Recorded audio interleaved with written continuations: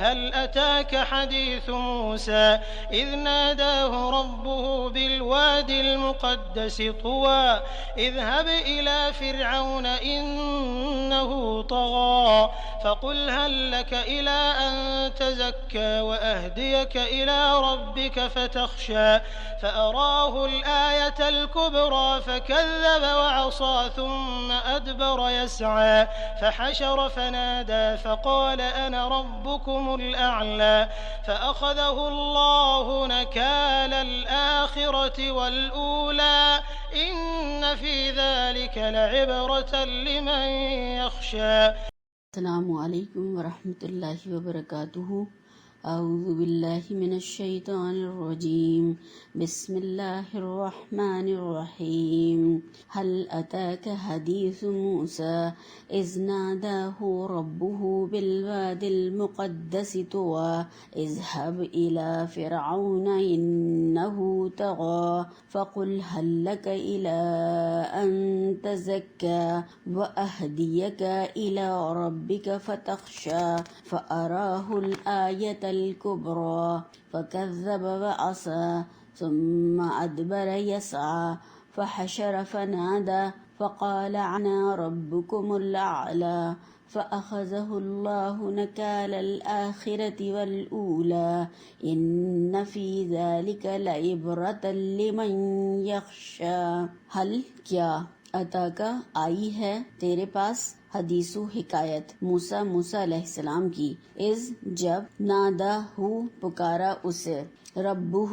اس کے رب نے بالوادی وادی میں میدان میں مقدسی پاک طوا کی اذهب جاؤ الا طرف فرعون کی انہو بے شک وہ طغا سرکش ہو رہا ہے فقل پھر کہو حل کیا لکا لیے تیرے یا تو چاہتا ہے الا طرف ان یہ کہ تزکا تو پاک ہو جائے واہدیہ کا اور میں راستہ بتاؤں تجھ کو الا طرف ربی کا تیرے رب کے فتخشا پس تو خوف کرے فاراہ پھر دکھائی اس کو آیتا نشانی کبرا بڑی فکذب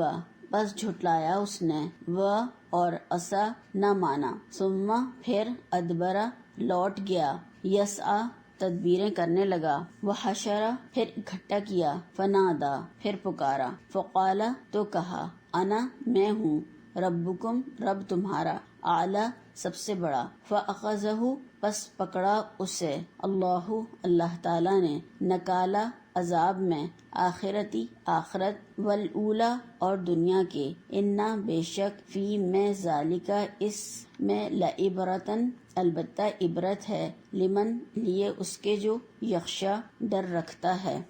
نحمده ونصلي على رسوله الكريم. رب اشرح لي صدري ويسر لي أمري واحلل عقدة من لساني يفقهوا قولي. اللهم أرنا الحق حقا وارزقنا اتباعه وأرنا الباطل باطلا وارزقنا اجتنابه آمین یا رب العالمین. اب یہاں پر اللہ تعالیٰ فرما رہے ہیں بھلا تم کو موسیٰ علیہ السلام کی حکایت پہنچی ہے جب ان کے پروردگار نے ان کو پاک میدان یعنی طوا میں پکارا اور حکم دیا کہ فرعون کے پاس جاؤ وہ سرکش ہو رہا ہے اور اس سے کہو کیا تو چاہتا ہے کہ پاک ہو جائے اور میں تجھے تیرے پروردگار کا رستہ بتاؤں تاکہ تجھ کو خوف پیدا ہو. غرض انہوں نے اس کو بڑی نشانی دکھائی اس نے جھٹلایا اور نہ مانا پھر لوٹ گیا اور تدبیریں کرنے لگا اور لوگوں کو اکٹھا کیا اور پکارا کہنے لگا کہ تمہارا سب سے بڑا مالک میں ہوں. تو اللہ نے اس کو دنیا اور آخرت دونوں کے عذاب میں پکڑ لیا. جو شخص اللہ سے ڈر رکھتا ہے اس کے لیے اس قصے میں عبرت ہے. اب یہاں پر جو ہے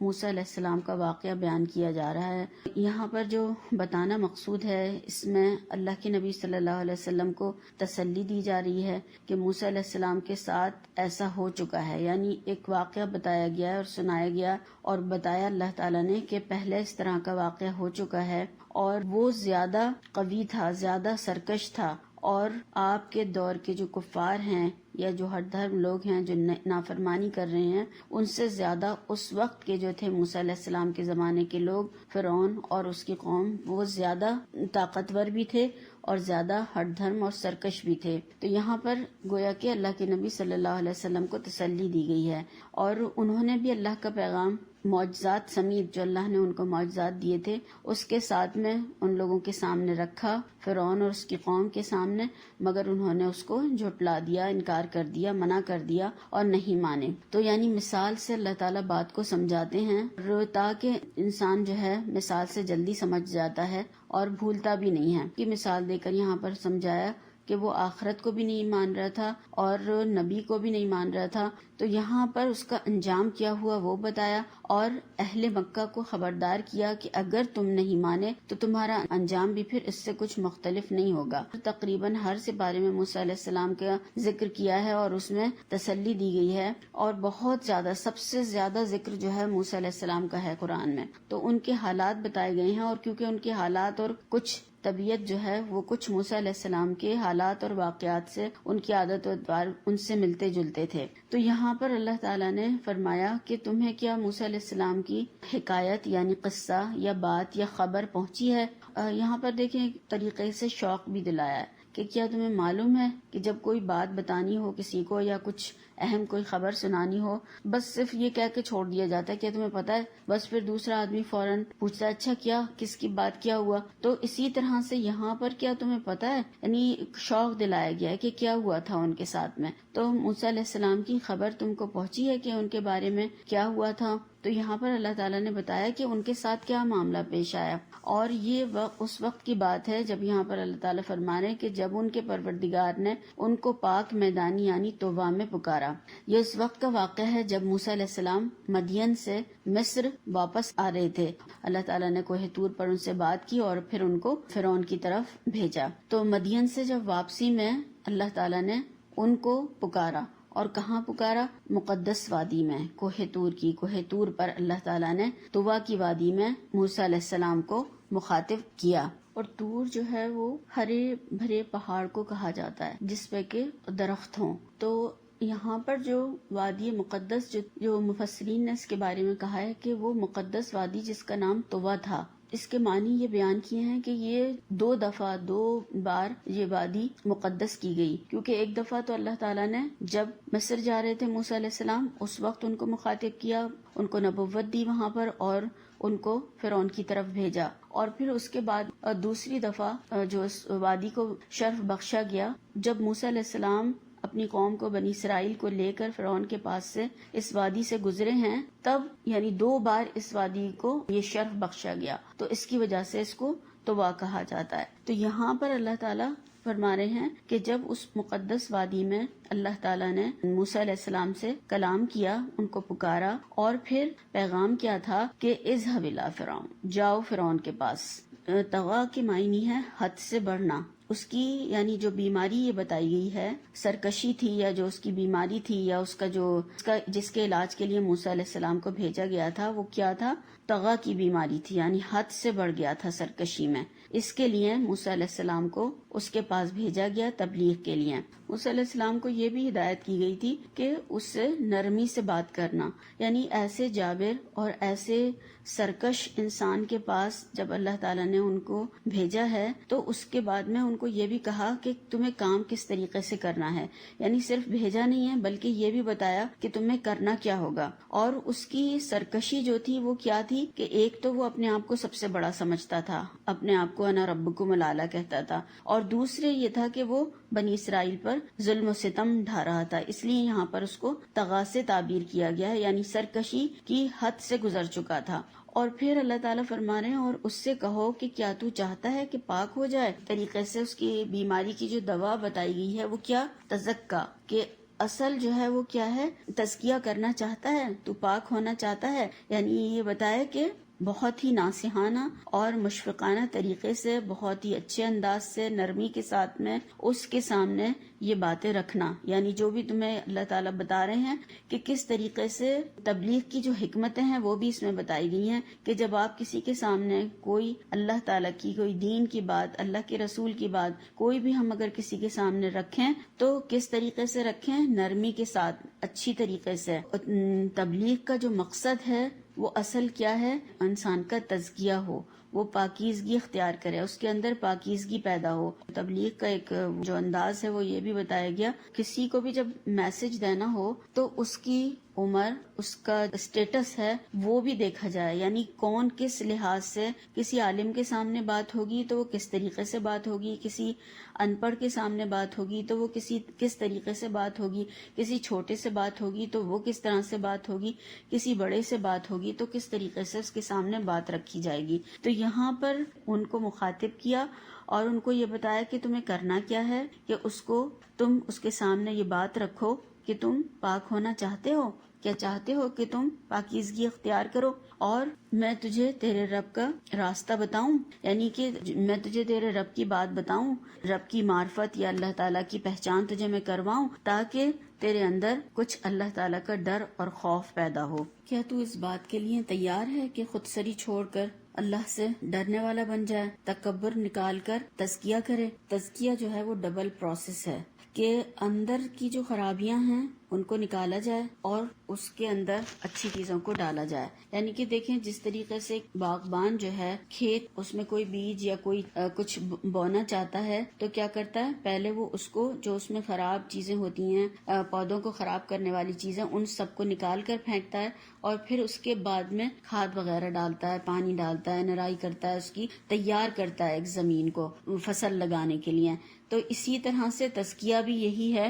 ڈبل پروسیس کے پہلے اندر سے برائیوں کو نکالا جائے، غلط چیزوں کو، غلط باتوں کو، اور پھر اس کے بعد اس میں اچھی چیزیں ڈالی جائیں تو ہی پھر وہ پودا گرو ہو سکتا ہے۔ اور اگر کسی بھی جھاڑ جھنکاڑ اور خراب چیزوں میں کوئی اچھی چیزیں ڈالی جائیں تو وہ کچھ اتنے فائدے کی نہیں ہو سکتی ہیں۔ تو اللہ تعالیٰ نے یہاں پر جو کہا ہے، جو تبلیغ کا مقصد بتایا، وہ کیا ہے کہ تزکیہ ہو، یعنی وہ پاک ہو جائے، وہ اللہ تعالیٰ سے ڈرنے لگے اور اللہ کا خوف اس کے اندر پیدا ہو۔ تو یہاں پر یہی اللہ تعالیٰ نے ہمیں بتایا ہے۔ موسیٰ علیہ السلام کو دراصل فرعون کے پاس بھیجے جانے کے دو مقاصد تھے، ایک تو فرعون کو اللہ کا پیغام دینا اور اس کو اللہ تعالیٰ کے بارے میں بتانا، اسلام کی دعوت پیش کرنا، اور دوسرے جو بنی اسرائیل تھے، مسلمان قوم تھی اس وقت، جو ان کے اوپر وہ ظلم و ستم کر رہا تھا، اس کو اس سے چھڑا کر، اس کی غلامی سے نکال کر وہ مصر سے لے جائیں۔ یہ ان کے دو مقاصد تھے جو کہ اللہ تعالیٰ نے ان کو اس کام کے لیے منتخب کیا اور اس کام کے لیے ان کو بھیجا۔ اور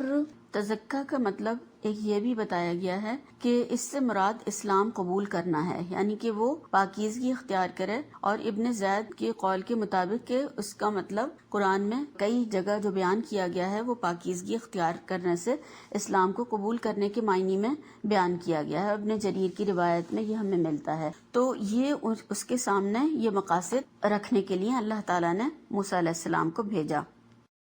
موسیٰ علیہ السلام نے دربار میں جا کر اللہ کا پیغام دیا۔ موسیٰ علیہ السلام اور ہارون علیہ السلام دونوں ساتھ میں گئے، اور اس کے بعد پھر انہوں نے بڑی نشانی اس کو دکھائی۔ کیا تھا جو انہوں نے دکھایا اس کو؟ وہ معجزہ اور نشانی عصا کا اژدہا بن جانا، وہ بہت بڑی نشانی تھی۔ اور یہ ایک بہت بڑی نشانی اس لیے بھی تھی کہ ایک بے جان لاٹھی جو ہے لوگوں کی آنکھوں کے سامنے دیکھتے دیکھتے اتنا بڑا اژدہا بن جائے، اور وہ جادوگروں کے مقابلے میں جو انہوں نے سارا جادو اپنا لے کر آئے تھے، اس کے مقابلے میں جیسے ہی موسیٰ علیہ السلام نے وہ لاٹھی ڈالی تو وہ ان کا سارا جادو، جو سارا طلسم بنا کر لائے تھے، وہ سب کچھ نگلتا چلا گیا۔ اور جب حضرت موسیٰ نے اس کو پکڑا تو پھر وہ ویسی کہ بے جان لاٹھی تھی۔ تو یہ بہت بڑی علامت تھی اور یہ ثبوت تھا کہ یہ اللہ تعالیٰ کی طرف سے ایک معجزہ ہے جو کہ اللہ تعالیٰ نے موسیٰ علیہ السلام کو دے کر بھیجا ہے۔ کہ اس نے جھٹلایا اور نہیں مانا، پھر لوٹ گیا تدبیریں کرنے،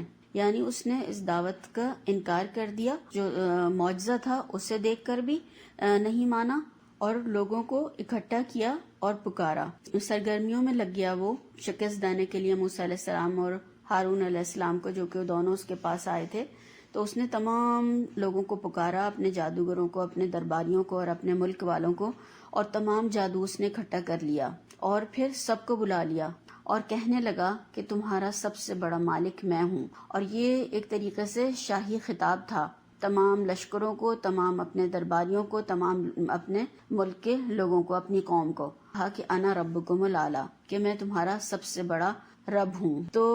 اللہ تعالیٰ نے اس کے بارے میں فرمایا تو اللہ نے اس کو دنیا اور آخرت دونوں کے عذاب میں پکڑ لیا۔ نکال جو کہا ہے اللہ تعالیٰ نے یہاں پر عبرت ناک، ایسا عذاب جسے دیکھ کر دوسرے لوگوں کو عبرت ہو اور سب سہم جائیں، اور کوئی پھر آئندہ ایسی ہمت اور جرت نہ کر سکے کہ وہ یہ بات کہہ سکے۔ تو یہ ایسے عذاب کو اور ایسی عبرت ناک سزا کو نکال کہا جاتا ہے۔ تو اللہ نے اس کو ایسی عبرت ناک سزا میں پکڑ لیا، کیونکہ اس کا مرض جو تھا وہ انتہا کو پہنچ چکا تھا، اب اس کی ہلاکت ہی واقع ہونی تھی۔ اور پھر اللہ تعالیٰ نے یہاں پر فرمایا کہ جو شخص اللہ سے ڈر رکھتا ہے اس کے لیے اس قصے میں عبرت ہے، یعنی تکبر کرنے والوں کے لیے، اپنی بڑائی جتانے والوں کے لیے اور اپنے آپ کو کچھ سمجھنے والوں کے لیے یہاں پر بہت بڑا سبق ہے کہ جو اللہ سے ڈرتے ہیں وہ پھر اس عبرت کے نمونے کو دیکھ کر تکبر نہیں کریں گے، اگر ان کے اندر تھوڑی سی بھی عقل ہے، اور اگر ان کے اندر عقل بھی ہے اور وہ علم رکھتے ہیں تو پھر وہ اس چیز سے ڈریں گے، اور علم والے ہی اللہ تعالیٰ سے ڈرتے ہیں، اور ایمان کے بغیر علم انسان کو فائدہ نہیں دیتا۔ تو یہاں پر اس کو اللہ تعالیٰ نے عبرت کا ایک سامان بنا دیا تمام لوگوں کے لیے کہ انسان اس سے عبرت حاصل کرے کہ اس نے اپنے آپ کو سب سے بڑا کہا، مالک کہا لوگوں کا، اپنے آپ کو نعوذ باللہ وہ خدا کہلواتا تھا، تو اس کو اللہ تعالیٰ نے اس عذاب میں پکڑا، بنی اسرائیل کی آنکھوں کے سامنے دریا میں غرق کر دیا، اور جب وہ غرق ہونے لگا تو کہنے لگا کہ میں موسیٰ اور ہارون کے رب پر ایمان لاتا ہوں، مگر پھر اس کا ایمان لانا اس کے کچھ کام نہیں آیا۔ اب یہاں پر ہم دیکھیں کہ موسیٰ علیہ السلام کا جو یہاں پر واقعہ بیان کیا گیا، طریقہ تبلیغ بھی یہاں پر ایک بتدریج بتایا گیا ہے کہ کس طرح کیا کرنا ہے۔ پہلے دعوت پیش کی، اللہ کے بارے میں بتایا، اور پھر اس کے بعد اس کو کہا کہ تم ہدایت اختیار کر لو، یہ سیدھا راستہ ہے، اس پر چلو اور تم اللہ سے ڈرو۔ تو اس کے سامنے یہ باتیں رکھی، اور اس کے بعد میں انہوں نے جا کر ڈرایا دھمکایا نہیں فرعون کے دربار میں کہ مانتے ہو یا نہیں مانتے ہو، دیکھو میں یہ کچھ لے کر آیا ہوں۔ اور ایسے انداز سے تبلیغ نہیں ہوتی ہے، وقت کے متکبر کے سامنے اللہ تعالیٰ نے بھیجا ہے ان کو، اور طریقہ بتایا کہ کیسے کہنا ہے، کہ نرمی سے بات کرنی ہے اور اللہ کا تعارف اس کے سامنے رکھنا ہے۔ اور اس میں ہمیں یہ بھی معلوم ہوتا ہے کہ مبلغ جو ہوتا ہے، دعوت دینے والا، صرف تقریریں نہیں کرتا، بلکہ جو بھی اس کے بس میں ہو، جو وسائل ہوں، ذرائع اس کو حاصل ہوں، یا وہ کچھ ان کو دکھا سکتا ہے ایسی، یا کوئی پریزنٹیشن یا کوئی ایسی چیز بھی جدید طریقے سے، تو اگر وہ کرنا چاہے تو وہ اس کو دکھا سکتا ہے، بتا سکتا ہے سمجھانے کے لیے کہ لوگوں کی سمجھ میں بات آ جائے۔ اور اس کا مطلب شو دکھانا نہیں ہے، بلکہ یہ وقت اور ضرورت کے تحت اگر کوئی بات سمجھانے کے لیے کوئی چیز دکھائی جائے تو یہ بھی کیا جا سکتا ہے، اور دلیل کے طور پر۔ اور پھر بتدریج پہلے اللہ کا تعارف دیا اور اس کے بعد میں پھر معجزہ دکھایا، یعنی پہلے ہی درجے پہ انہوں نے جا کر دربار میں وہ آسانی پھینک دیا کہ لوگوں کو خوفزدہ کر دیتے اور بھگا دیتے، وہ سانپ وہاں پر آ کر اژدہا بن کر بیٹھ جاتا۔ تو ایسا نہیں کیا انہوں نے، پہلے تبلیغ کی، اس کے بعد میں پھر معجزہ دکھایا، پہلے درجے پر آخری درجے کا کام نہیں کیا۔ یعنی کہ یہ بھی ایک جو پیغام پہنچانے والا ہے معلوم ہونا چاہیے کہ آہستہ آہستہ بتدریج لوگوں کے سامنے لاجک کے ساتھ چیزیں پیش کی جائیں اور ان کو بتایا جائے، پھر یہ کہ لوگوں کی فائدے کی بات کی جائے، پھر یہ بھی کہ ان کو خوشخبریاں دی جائے، اور پھر یہ کہ بات اس طریقے سے سمجھائیں کہ وہ اندر تک اتر جائے، یعنی ان کو ایسی محبت سے، ایسی نرمی سے،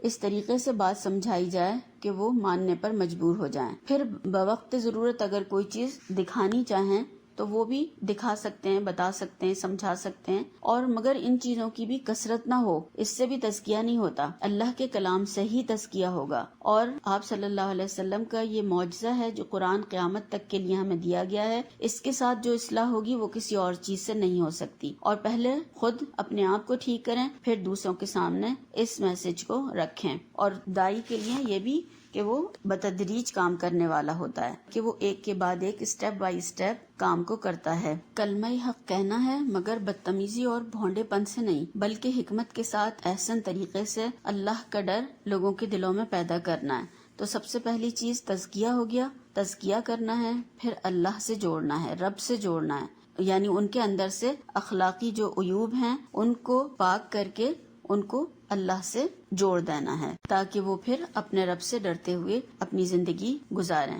تو ایک دائی کا کام جو ہوتا ہے وہ انسانوں کے اندر تزکیہ پیدا کرنا ہوتا ہے۔ اس میں ہم یہ دیکھیں کہ فرعون کو جو اللہ تعالیٰ نے سزا دی وہ اس کے تکبر کی وجہ سے کہ وہ اپنے آپ کو سب سے بڑا سمجھتا تھا۔ دیکھیں سب سے زیادہ جس نے اپنے آپ کو بڑا سمجھا، سب سے پہلا جو جرم تھا وہ شیطان نے کیا، اور آدم علیہ السلام پر اس نے کہا کہ میں آدم علیہ السلام سے زیادہ اچھا ہوں، اور مجھے اللہ تعالیٰ نے آگ سے بنایا ہے اور اس کو خاک سے بنایا ہے، تو میں اس سے بڑا ہوں۔ تو سب سے پہلا تکبر شیطان نے کیا تھا۔ پھر اس کے بعد دیکھیں کہ اس نے بھی، فرعون نے بھی تکبر کیا اور اپنے آپ کو انا ربکم الاعلی کہلوایا۔ تکبر جو ہے وہ ایسی چیز ہے کہ متکبرین کے لیے کہا گیا ہے کہ وہ جنت میں داخل نہیں ہوں گے۔ جو دنیا میں ناحق تکبر کرتے ہیں ان کے لیے کہا گیا ہے کہ وہ قیامت کے دن جب اٹھائے جائیں گے تو چیونٹیوں کی شکل میں، اور لوگ ان کو رونتے ہوئے جا رہے ہوں گے۔ کتنی چیونٹیاں جو ہیں سارا دن پیروں کے نیچے رول جاتی ہیں اور ختم ہو جاتی ہیں، کسی کو پتہ بھی نہیں چلتا ہے چلنے والوں کو۔ اس طریقے سے اللہ تعالیٰ ان کے تکبر کو توڑے گا۔ اب ہم یہ دیکھیں کہ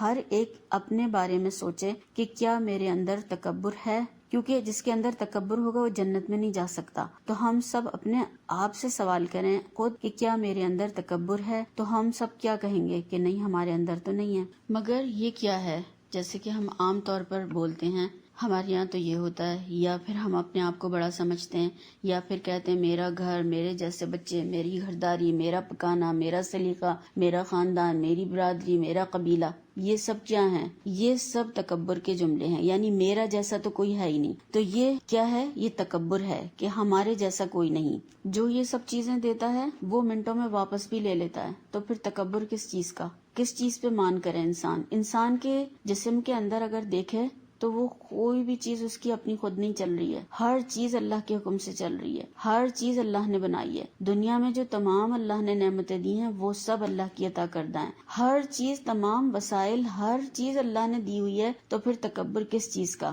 اور واپس بھی اللہ ہی کے پاس جانا ہے۔ اور تو اس لیے یہ تمام چیزیں جو مجھے اللہ نے دی ہیں، ان کے اوپر بجائے تکبر کرنے کے، یا میرا جیسا کوئی نہیں کر سکتا، یا میرا جیسا کسی کے پاس نہیں ہے، یہ بولنے کے بجائے اللہ سے ہر وقت ڈرتے رہنا ہے، توبہ کرنی ہے، اور کسی کے اوپر بھی اپنے آپ کو فوقیت یا فضیلت یا بڑائی نہیں دینی یا سمجھنی ہے، کیونکہ یہی تو شیطان کا کام تھا۔ شیطان نے جو تکبر کیا تھا وہ یہی تھا، اور اس نے آدم علیہ السلام سے اپنے آپ کو بڑا سمجھا اور اپنی عقل کے مطابق ثابت بھی کر دیا کہ مجھے آگ سے بنایا تو اس لیے میں اس سے بڑا ہوں، اور اس کو مٹی سے بنایا تو یہ مجھ سے چھوٹا ہے۔ تو کوئی کسی سے چھوٹا بڑا نہیں ہے۔ اللہ تعالیٰ کے یہاں جو بڑا ہوگا، اور اللہ کے پاس جو دیکھا جائے گا، نہ شکل دیکھی جائے گی، نہ گھرداری دیکھی نہیں جائے گی، نہ مال دیکھا جائے گا، کوئی چیز نہیں دیکھی جائے گی۔ اللہ تعالیٰ تقویٰ دیکھیں گے کہ آپ کے اندر کتنا تقویٰ ہے۔ تو اللہ کے پاس جو کامیاب ہو گیا، کل جو کامیاب ہو گیا، اصل کامیاب تو پھر وہی ہے۔ آج کی کامیابیاں کوئی کامیابی نہیں، اور یہ تمام چیزیں جو اللہ تعالیٰ نے، تمام نعمتیں جو ہمیں دی ہیں، یہ اللہ تعالیٰ ان کے بارے میں ہم سے سوال کرے گا اور پوچھے گا کہ تم نے کس کام میں لگائیں، کس طریقے سے استعمال کی، اور ان سے تم صرف دنیا سے دنیا ہی بناتے رہے یا پھر ان سے تم نے آخرت بھی بنائی۔ تو اللہ تعالیٰ ہمیں اس کی سمجھ عطا فرمائے، عمل کرنے والا بنائے، اور ہمیں اپنے پسندیدہ بندوں میں شامل فرما لے۔ سبحانک اللہم و بحمدک، نشہد ان لا الہ الا انت، نستغفرک و نتوب الیک۔ السلام علیکم و رحمۃ اللہ وبرکاتہ۔